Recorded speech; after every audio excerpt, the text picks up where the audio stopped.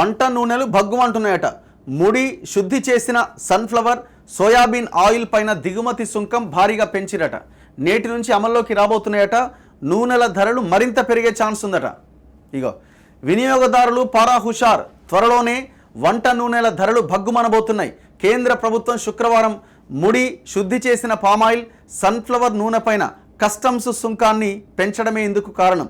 ముడి సన్ఫ్లవర్ పైన కస్టమ్స్ సుంకాన్ని 20% పెంచిరట. శుద్ధి చేసిన సన్ఫ్లవర్ పైన కస్టమ్స్ సుంకాన్ని 32.5% పెంచిరట.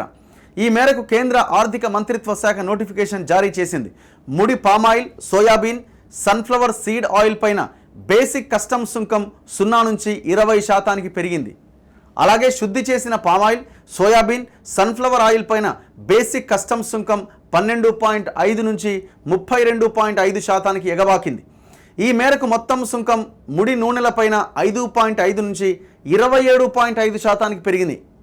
రిఫైన్డ్ ఆయిల్స్ పైన 13.75% నుంచి 35.75% పెరగబోతున్నది.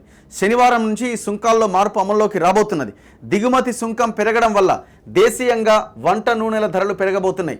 ధరల పెరుగుదల వినియోగాన్ని దెబ్బతీసే అవకాశం ఉంటుంది.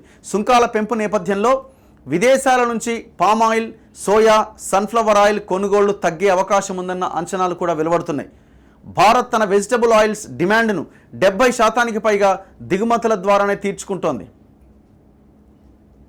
ఇండోనేషియా, మలేషియా, థాయిలాండ్ నుంచి పామాయిల్ను మన దేశం కొనుగోలు చేస్తోంది. సోయా ఆయిల్, సన్ఫ్లవర్ ఆయిల్ను అర్జెంటీనా, బ్రెజిల్, రష్యా, ఉక్రెయిన్ నుంచి దిగుమతి చేసుకుంటున్నది. సో ఆల్మోస్ట్ మనం వాడే ఈ వంట నూనె ఆయిల్ ఆల్మోస్ట్ 70% దిగుమతి చేసుకుంటున్నమాట. సో 20% బేసిక్ కస్టమ్స్ సుంకం పెరుగుతున్నదంటే ఇక రేట్లు మరింత పెరిగే అవకాశం ఉంది. ఇవాళ ఆల్మోస్ట్ రేట్లు 120-130 రూపీస్ అనుకుంటా ఒక సన్ఫ్లవర్ ఆయిల్ ప్యాకెట్.